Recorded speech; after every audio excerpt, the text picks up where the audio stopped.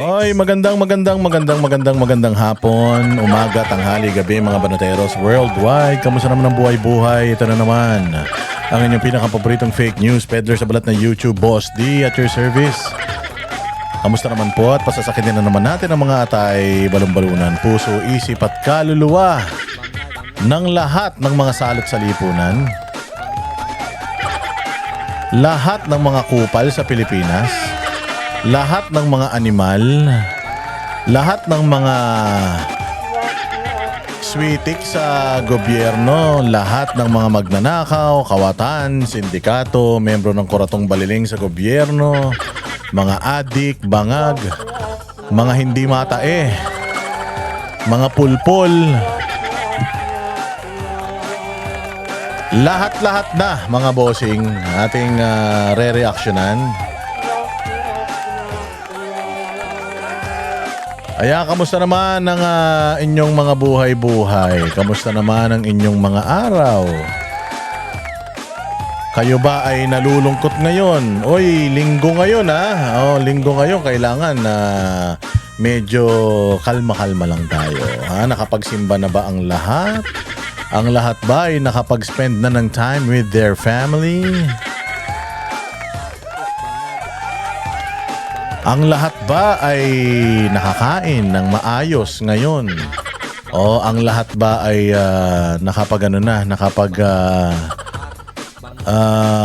nakapamasyal? Pero gusto ko lang po munang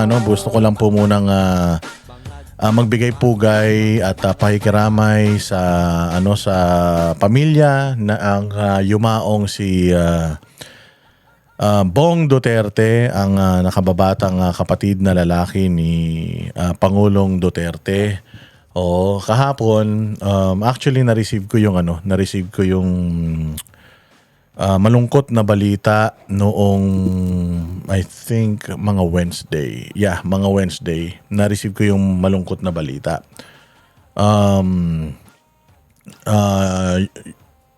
Paano ko ba sisimulan to? Nako po. Hindi, medyo medyo emotional talaga tayo pagdating sa bagay na ito kasi parang tatay ng banateros yan si Sir Bong Duterte. So lagi yan nanonood sa mga banateros and naka-receive kami ng balita, actually December pa ako. Hindi ko muna sinabi sa mga kapatid kong banateros kasi baka mag-panic sila. Kasi nagpunta ako ng Davao, I think before December. Nagpunta ako ng Davao. May mga inatinan ako na mga kaganapan doon. And then usually kasi kapag nagpupunta ako ng Davao, nagme-message na yan. Kasi basta nag-post ako na nasa airport ako ng Davao, magme-message na kagad yan si Sir Bong. Sabihin niyan, Boss D, I heard you're in Davao. So, don't forget to visit me. Let's have a little fellowship. Laging ganun yun. Kasi, ang history ni Sir Bong Duterte sa Banateros, actually ang unang nakakilala kay Sir Bong Duterte ay si Banat Bay. Si Banat Bay nilapitan ni Sir Bong Duterte kasama ang Mocha Girls. Nasa buo pa yung original na Mocha Girls noon. Then si Mocha nagba-vlog na siya. Ang unang nakilala talaga natin si Sir Bong Duterte. Siya ang lumapit kay Byron, kay Banat para kunin yung kanyang Mocha Girls as a performer. Pero walang bayad yun parang kasi tatakbo nga si Pangulong Duterte and kung matatandaan ninyo nung panahon na pinipilit tumakbo si Pangulong Duterte, wala pa yun kasama. Wala pang nagpo-promote kay Pangulong Duterte noon. Si Mocha Uson pa lang ang nagpo-promote noon. And si Banat Bay naman nung mga panahon na yon, manager pa lang siya ng Mocha Girls. Hanggang ngayon pa rin naman. Pero hindi pa siya engaged and involved sa political vlogging. Wala pang ganun noon. Actually, nag-start lang naman si Banat Bayata, if I'm not mistaken, before pandemic eh. O, tapos talagang nag-boom siya nung pandemic. Pero unang lumapit si Sir Bong, baka pwede, kakampanya. Siyempre, wala mang pera. Sila Duterte noon, kung matatandaan ninyo, maraming gustong mag-fund sa kanya, pero inano niya, sinabihan niya yung mga magfa-fund sa kanya na ayaw ko ng strings attached. So, organic na organic yung followings ni Pangulong Duterte. Pero I remember, nung mga panahon na yan, si Pangulong Duterte nasa pang-apat. Malakas na malakas nun si Binay, si Rojas, si Grace po. Pang-apat si Pangulong Duterte nun wala. Talagang ang unang-unang kasama niya nun, si Mocha Uson. Si Mocha Uson lang yung umiikot. Lumakas lang si Pangulong Duterte sa pagka-presidente nung siya ay umattend na ng mga debate. Nung nakita na, kasi matindi talaga ang paninira nun sa mga Duterte. Hindi nila in-expect talaga din na sa sobrang inis na ng taong bayan doon sa tradisyonal na mga politiko, na mga ang hilig lang na manira ng kapwa nila mga politiko, nabisit na tao. Kaya biglang nagkaroon ng clout, nagkaroon ng panawagan na tumakbo si Pangulong Duterte noon. And even yung mga anak nga niya, si Inday, si Pulong, tsaka si Baste, sumama na rin sa panawagan. Nagpakalbo pa nga sila eh. Sabi nila nagpapakalbo daw sila. Oo, pagka napilit nila yung nanay, yung tatay nila na tumakbo. So, mahinang-mahina si Pangulong Duterte noon after nung mga debate, nakita kung gaano talaga siya katalino and nakarelate ang taong bayan sa kanya. Lumakas si Pangulong Duterte. Nung nag-number 1 na si Pangulong Duterte, ayan na, dumami na. Doon na nagkaroon ng ibang mga vloggers na naging Duterte na, naging defender na. Pero ang original talaga na nilapitan ng mga Duterte to be with them nung mga panahon na mahina pa sila, si Banat Bay at saka si Mocha Uson. Kaya nga noong nanalo si Pangulong Duterte, si Mocha, pinipilit niyang bigyan ng posisyon eh. Ayaw talaga ni Mocha noon eh. Hindi pwede. Kailangan mayroon kang posisyon kasi malaki talaga yung naitulong mo sa kandidatura ko. Malaki talaga yung sakripisyo mo dahil siya lang yung talagang lumaban yung lumaban na kasama ni Pangulong Duterte mula pa mahina siya hanggang sa lumakas siya. Tapos ayan na, ang dami ng mga rumide nung nanalo siya, dami ng mga rumide. Tapos natatandaan ninyo, this very same people na rumide kay Pangulong Duterte noong tumakbo si Bongbong Marcos. Tinan mo, iniwan lahat si Pangulong Duterte ng mga yan. Pero never iniwan ni Banat Bay at ni Mocha Uson si Pangulong Duterte. Lalong-lalo na yung prinsipyo ng mga Duterte. Na yung iba ginagamit si VP Sara na, kaya naman namin binoto si Inday si Bongbong dahil kay Inday. Hindi yun ganun eh. Para sa akin maaaring valid na reason yun. Pero bakit kami? Hindi namin binoto si Bongbong, binoto naman namin si Inday. Naganap kami ng presidente, yung presidente na napili namin, meron din naman siyang vice president, pero ba't hindi namin binoto yung vice president nung presidenteng pinili namin nung mga panahon na yun? Bakit si Inday pa rin yung vice president namin? Kasi pwede ka naman na mamili ng gusto mo. Kasi nga kung walang tumakbo sa pagka-presidente, mamimili ka nung maayos na presidente, hindi ka mamimili nung putyo-putyong presidente dahil in-endorse lang ni ganito ni ganyan. Kami kasing mga banateros, ginagawa namin yung homework namin. Kinikilala namin yung mga politiko na ini-endorso namin. And we are making sure na itong tao na to, itong politiko na to ay hindi siya trapo. Yun ang namin, no. So, may pinili kaming ibang presidente nun, pero ang binoto namin vice presidente si Inday Sara. Ganun kami. Okay, so going back, doon nagkaroon kami ng connection kay Sir Bong Duterte. Bong Duterte has been a crucial part of the Duterte administration. Kasi bagamat nasa background lang siya, hindi siya katulad ng iba na bida-bida na ako ganito, ako ganyan. Si Bong Duterte, ang loyalty niya talaga nasa Pilipinas. And alam niya yung capacity ng kapatid ng kuya niya na kapag siyang nag-lead sa buong Pilipinas, yung nangyari sa Davao, kayang gawin ng kuya niya sa buong Pilipinas. Palakpakan natin. And itong si Sir Bong Duterte, Tahimik lang yan. Tahimik lang yan na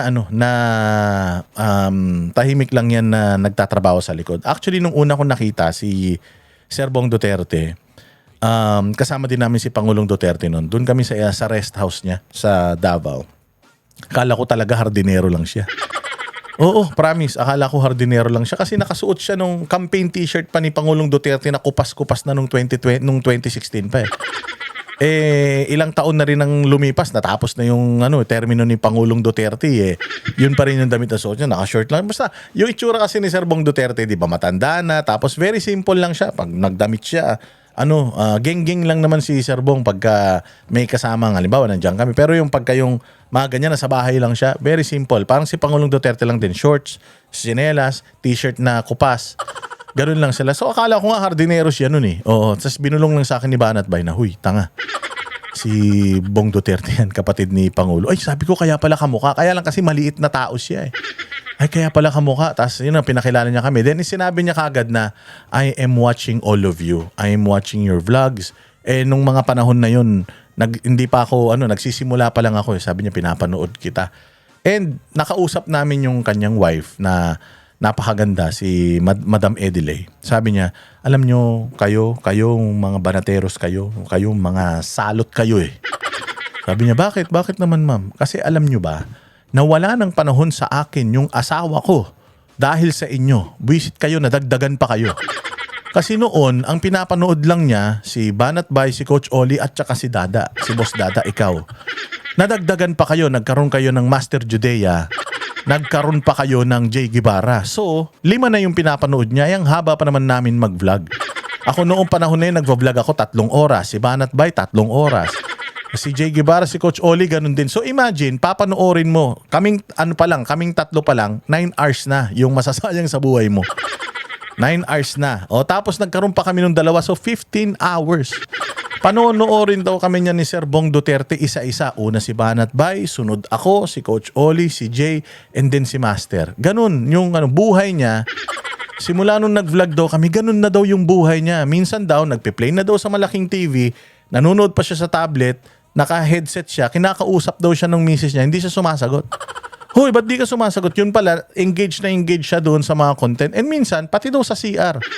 Pupunta daw siya sa CR, dala niya yung kanyang tablet, tas ang tagal-tagal niya doon. Tapos kakatukin siya, malaman-laman mo, hindi niya namamalayan na ang tagal-tagal niya na doon sa CR dahil nga sa kakapanood sa amin. So ganun si Sir Bong Duterte.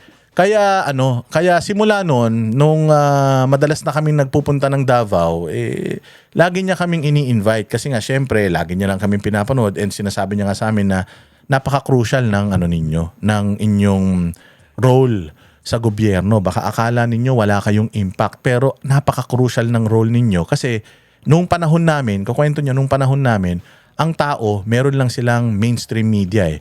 Kung ano yung lumabas sa mainstream media, kung ano yung lumabas sa telebisyon, sa dyaryo, yun na yung paniniwalaan ng tao. Pero nung dumating kayo, lahat kayong mga vlogger, pero nung dumating kayo, nagkaroon na ng parang katapat yung propaganda ng mainstream media. And you're speaking the language of the masses. Kaya, mas nanonood sa inyo yung mga tao kaysa sa mainstream media. Kumbaga, pag may nilabas yung mainstream media, may laging nakakontra na totoong boses ng masa. Kaya ngayon, hirap na hirap ang mga NPA, hirap na hirap ang mga propagandista, mga kapitalista, hirap na hirap sila na i-manipulate ang Pilipinas at ang Pilipino ngayon dahil nga sa mga vloggers, dahil nagkaroon na rin ng boses yung mga vloggers. So ngayon, mga bossing, ito si Sir Bong Duterte, every time that we go to Davao, laging tumatawag yan. Pumunta yan sa Maynila. Pag nasa Maynila yan, papatawag kami yan. Magyayayan, mag-firing kasi napakagaling bumaril yan. As in, asintado yan. Sobra. Oo po siya, pagka yan ang bumaril sa'yo, sigurado, sapul ka sa tumbong kung gusto niya. Lagi yan nagyaya mag-firing. So pag pupunta siya ng Maynila, i-invite niya kami. Pag pumunta kami ng Davao, i-invite niya kami doon sa kanyang humble home and the humble na lounge, yung e-lounge. Diyan din favorite ni Pangulong Duterte magkara-karaoke. So lagi yon. Pag nagpupunta kami doon, hindi papayag yan si Pangulong Duterte, tatawag yan na pumunta kayo dito, magkita tayo. Yung huling yung mga pinopost kong video na kumakanta si Pangulong Duterte for the longest time, hindi na siya umiinom ng alak. Pero nung dumating kami doon, niyaya niya kami, oh, uminom tayo. Gulat na gulat yung mga nurse niya noon. Ha? Hala, iinom. Bawal eh. Actually, nung kinuwento ko rin kay Mayor Bastion, sabi ko nag-inuman nga kami ng tatay mo. Nagulat siya, ha? Ang tatay ko umiinom pa? Hindi na pwedeng uminom yun ah. Hindi naman umiinom na yun kasi nga bawal na sa kanya. Pero nung panahon na yun, yung huling inuman namin nila Pangulong Duterte, nakaubos kami ng 3 makalan. Kaming 6 lang. O, 5 banateros, tapos 5 banateros, tapos, tama ba 5? O, tama, 5 banateros, at saka si Pangulong Duterte lang, exclusive, kinantahan niya pa kami doon eh. Oh, so si Serbong Duterte hindi yun papayag. Oh, bakit? Siya lang ba? So pagka uwi namin, kinaumagaan, tatawag man si Serbong, oh, anong ano nyo? Punta rin kayo sa akin ha. Magkita tayo. Oh, kasi dalawa yang i-lounge na yan eh. Doon si Pangulong Duterte sa Matina. Tapos yung isang i-lounge, doon niya kami yayain. Eh mas malaki yun. Oo, talagang may private na banda yan. Tapos talagang kung ano yung pinainom ni Pangulong Duterte, mas tataasan niya yung kanya. Yung pulutan, mas dadamihan niya. Laging ganun. So, parang meron silang konting competition pagdating sa mga banateros na, wait, hoy, ako ang una. Ako lang nagpakilala sa iyo sa mga banateros ha. Oh, parang ganoon eh. So nakakatuwa yung friendly competition nilang magkapatid. Kasi si Pangulong Duterte, mantakin mo, hindi na siya umiinom, pero pagkasama niya kami, umiinom siya. Oh, bawal na sa kanya. Kaya pala yung mga nurses niya noon, nung mga panahon na yan, mga nurses niya, nagagalit sa amin, hoy, pag nag-CR si Pangulo, pupuntahan kami, hoy, ba't yung pinapainom? Hindi naman kami nagpainom, siya nagyayay. Sa susunod, pag nagyayayan, wag niyong oohan ha. Kasi bawal sa kanya yan, sasakit yung tiyan niya, gano'n. Tapos biglang pag-upo ni Pangulong Duterte, sabihin niya, ubos na? Order pa tayo. Tapos nakatingin lang kami sa kanya. Tapos yung mga nurse galit na galit sa amin, parang wag. Tapos si Banat Baisutil, sige po. Ayun, putya yan. Hanggang sa nakatatlong bote kami, imagine, ang tagal na daw hindi uminom ni Pangulo, nakatatlong bote kami. Tapos ang nagtatagay sa amin, si Pangulo pa. Tapos kumanta ka, sabi sa akin. Ikaw, talagang kakanta ka. Si Pangulo yun, kahit na wala ka, sintonado ka eh.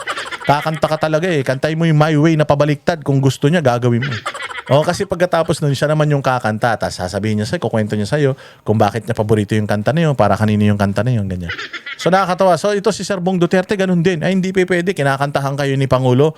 Kakanta rin ako. Kaya nakita niyo yung isang pinost ko sa Reels na kumakanta siya. Ang galing kumanta ng mag-asawa na yan, si Ma'am Edilay, tsaka ito si Serbong Duterte. So ganun kami. Hanggang sa nung nagkaroon ng KOJ siege. Alam nyo ba na nung nagkaroon ng siege, gusto niya kaming i-rescue. Sabi niya, pupunta ako dyan.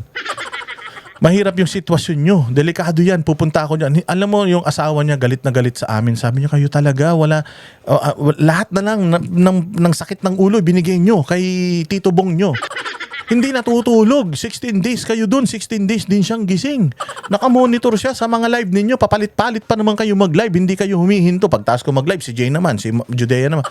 Ganun kami. So hindi siya nakatapos. Nakatutok siya doon sa broadcast ng SMNI noon. Halos 1 buwan yun. Yung broadcast ng SMNI, dire-diretso. Hindi daw siya halos natutulog.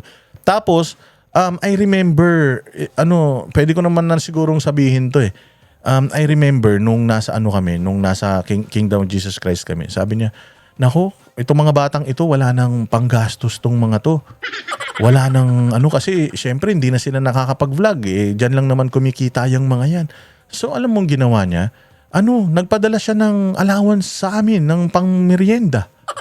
Oo, nagpadala siya ng pera na baka hindi kayo nakakakain ng maayos, baka may kailangan kayo. Pinadalan niya kami ng allowance. Maraming salamat sa iyo, Sir Bong. Grabe. Grabe talaga yung pag-aalala niya noon. Tapos nung matapos yun, pinatawag niya kami. Punta kayo dito. Tapos nung tatandaan ko noon, lumabas ako saglit. Kasi magbe-vape ako na ganyan. Lumabas ako, hinintuan ako ng pulis. Kasi syempre, KOJC. So parang galit na galit lahat ng pulis namin sa Davao eh. Nung nakita ko na ganyan, hinintuan ako. Tapos inano ako ng pulis na ganyan. Parang ikokomprontahin ako. Dumating si Serbong, sabi niya, hoy, ano yan? Huwag niyong gagalawin yan ha. Bisita ko yan, banateros yan. Pag may nangyaring masama dyan, humanda kayo sa akin. Ganon yun. Talagang pinagtanggol kami niya. So alis yung pulis. Hindi po sir, pasensya na. Umalis yung pulis. So, ganun kami kamahal ni Sir Bong, and mahal na mahal din namin si Sir Bong. So, as it drags on, hindi na kami masyadong nakikita every time that we go to Davao. Ako lang kasi madalas na nagpupunta sa Davao kasi madalas ako pupunta ako kay Mayor. Syempre inaanak ko yung anak ni Mayor, so pupunta ako doon. Meron kaming pagka may okasyon, pupunta. So ako lang yung madalas nagpupunta ng Davao. So lately, ako lang yung madalas na nakakapunta sa kanya. And then nitong before December, before ako magpunta ng Japan, nagpunta ako ng Davao. Tapos hindi, meron akong sa Davao, remember yung 'di ba Lindol, yung naglindol diyan sa Davao, 'di ba? Nag-relief operation sa SMNI diyan sa Davao. So nagpunta ako ng Davao. So minessage ko siya, sabi ko, Sir Bong, I'm in Davao. Sabi niya sa akin, boss da, sabi niya, Boss D, sorry, I cannot join you ngayon kasi I have medical condition. So hindi muna ako. So sabi ko, okay lang po, I'm just telling you na nandito ako. Kasi sabi niya yun basta nandun kayo sa Davao, lagi kayo magme-message sa akin. So nag-adhere ako, nag-message ako, sir, nandito ako. Sabi niya, sige, hindi, kasi pagka nandiyan ako, talagang punta ka dito sa bahay, magluluto yan ng seafood, everything. Grabe talaga ang alaga sa amin yan. So until yun nga, November, ganun, and then December, nalaman ko na meron na siyang sakit. At yung sakit na yun, medyo malala, parang nung na-diagnose, end stage na kagad. So medyo, syempre nahirapan ako, hindi ko rin siya ma-message kasi nga, ayoko naman na baka isipin niya, yun, syempre matanda na yan, baka isipin niya na kinakaawaan siya or something. So hindi ko rin yun sinabi sa mga banateros. Kay Coach Oli ko lang sinabi, sabi, Coach Oli, medyo delicate daw yung condition ni Sir Bong kasi medyo matindi daw yung diagnosis doon sa sakit niya and so on. So si Coach Oli nag-message, hindi na daw naka-reply sa kanya. And then ang akala nga nila noon, hindi na siya makakatawid ng 2026. Somehow, sa awa ng Diyos, nakatawid pa naman siya ng 2026. And then sa kasamaang palad, nitong nakaraang Miyerkules, naka-receive ako ng I think Wednesday or Thursday. Naka-receive ako ng balita na wala na nga daw. Siyempre, nadurog ang puso ko. Tapos hindi ko masabi sa banateros. Sabi ko, shit. Pag sinabi ko sa banateros, syempre emotional. Ang attachment namin kay Sir Bong Duterte, malalim .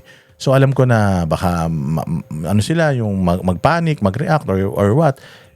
Alam ko rin naman kung gaano kahirap bilang isang Duterte ngayon na may mangyari sa yung masama. Naiintindihan ko yun na kung halimbawa gusto nilang ilihim that something happened, grabe ang bashing, grabe ang troll . Talagang bababuyin ka kahit namatay ka na. Ganyan ang laro ngayon . Kasi syempre gaganti sila . Yung kay Pangulong Marcos nung nagkasakit, gusto nang patayin ng tao . So and people are saying karma and all . So I know, hindi naman kasi politician or masyadong malalim sa politika si Sir Bong kasi lagi lang naman siya nasa background. They want it to be private. They didn't actually announce it kasi nga alam nila na mababastos.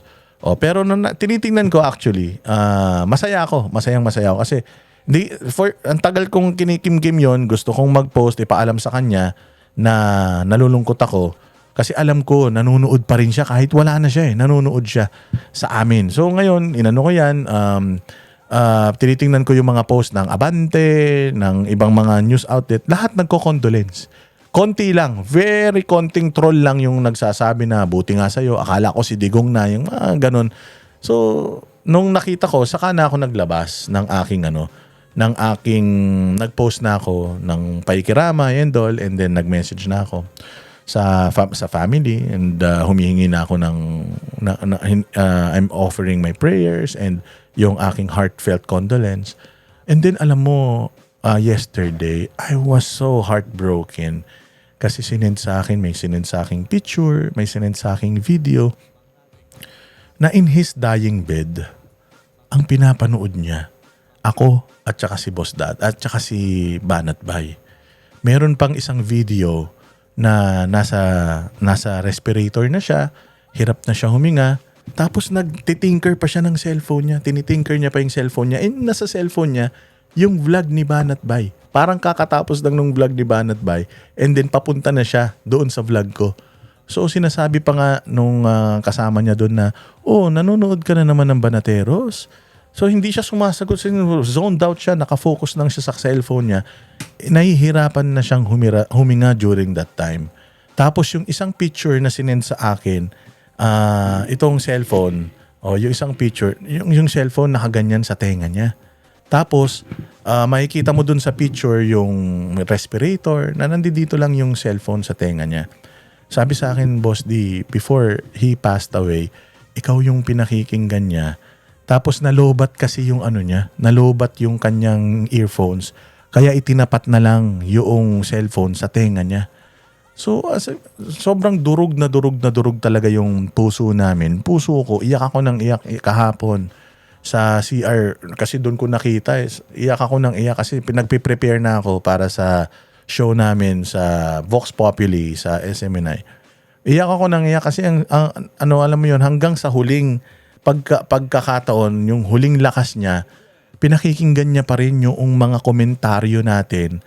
At alam nyo naman na yung komentaryo natin para sa bayang Pilipinas. Kaya sabi ko, grabe. So, Sir Bong, alam ko nanonood ka ngayon.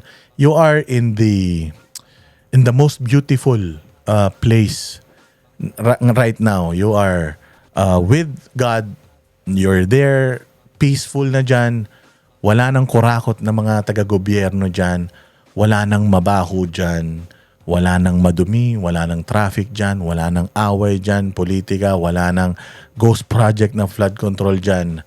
You are now with the Creator, and I know that you are there. I know that you are watching us. I know that you are going to guide us, and I hope that you will visit Tatay Digong and tell him that the whole people dito sa Pilipinas is rallying behind him. I hope, Sir Bong, na when you're watching this vlog right now, I hope na you are happy. Huwag kang mag-alala because whatever problems yung iniwan mo dito sa Pilipinas, dito sa mundo, nandito ang Banateros na araw-araw na sinusubaybayan mo. Nandito kami para ituloy yung laban na sinimulan mo. Maraming salamat sa iyo, Sir Bong, kasi ipinahiram mo sa amin si Pangulong Duterte. Again, sa kaalaman ng nakakarami, si Sir Bong ang nasa likod. Si Sir Bong ang makinarya. Kaya nagkaroon tayo ng Pangulong Duterte na namuno sa bayang Pilipinas. Siyempre, kasama yung family. Pero yung politika, paano inatake yung kampanya, yung paano nanalo si Pangulong Duterte, si Sir Bong Duterte ang utak at puso niyan. Kaya nga I know that Pangulong Duterte, when they visit him tomorrow, kasi walang visit ng weekend when they visit him tomorrow and malaman niya na namatay na yung kanyang nakababatang kapatid. If I'm not mistaken, si Sir Bong Duterte 73 or 74 years old. And ayun nga, sa kasamang palad, hindi niya na nakita yung ng kanyang kapatid, paglabas ng kanyang kapatid. And hindi na niya mabibisita, pero alam ko naman na pupuntahan niya yan at aalagaan niya yan si Pangulong Duterte. Sigurado ako na siya ay nasa langit ngayon. At sigurado ako na kinakampanya na niya si Pangulong Duterte doon na sana dito sa Pilipinas, dito sa mundo, humaba pa ang buhay ni Pangulo at sana ay malagpasan niya pa ito at sana makauwi siya dito ng malakas pa. So, salamat Sir Bong Duterte sa iyong na-share yung sa legacy na iniwan mo. Maaring hindi man alam yan ng nakakaraming Pilipino.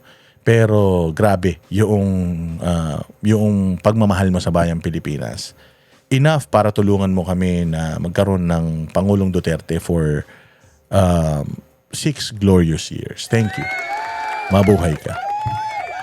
At mabubuhay ka panghabang panahon sa aming mga puso, lalong-lalo na sa Banateros. Kaya nga sabi ko, ang Banateros sobrang privileged kasi somehow yung aming mga ginagawa ng mga paghahatid sa inyo ng mga totoong saloobin natin at ng sambayan ng Pilipino, na-appreciate nila. And hindi lang talaga kami mayabang na lagi kaming nauuna sa balita. Lahat ng balita nakukuha na namin before pang lumabas yan sa mga vloggers, before pa yan mag-leak sa mga personalities. Alam na namin lahat yan. Pero hindi ito, kami kasi naniniwala ang Banateros, hindi ito paunahan eh.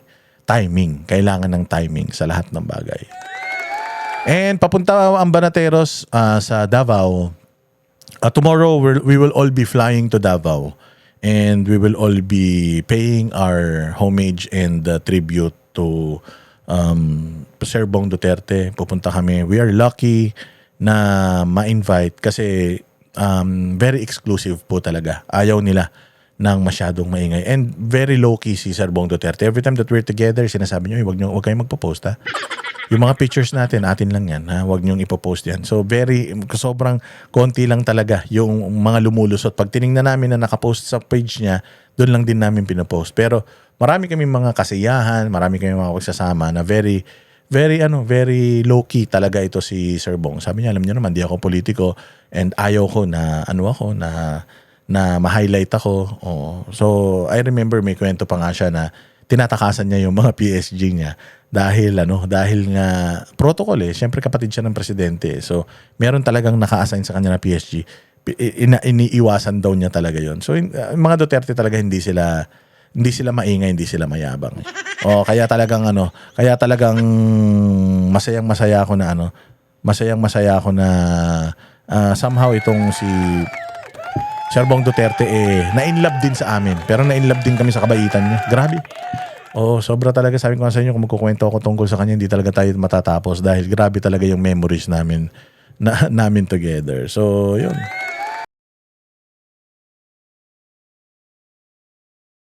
Kami ang boses ng masa, hindi natatakot.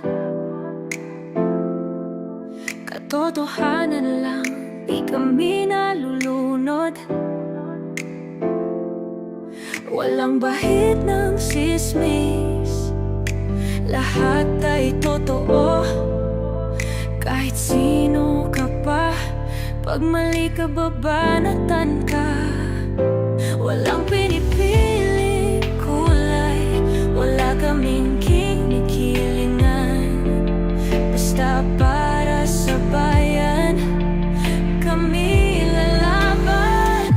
Pagdama palakpakan, pag mali banatan. Di matitinag, di matatakot, para sa bayan tuloy ang sigaw. Sa harap ng kamera, walang halong takot. Mga baluktot, lahat kayo'y tutumba.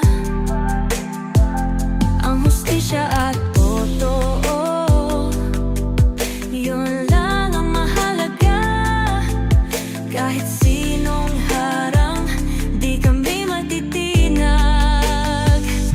Walang pinipiling kulay, wala kaming kinikilingan. Basta para sa bayan, kami lalaban.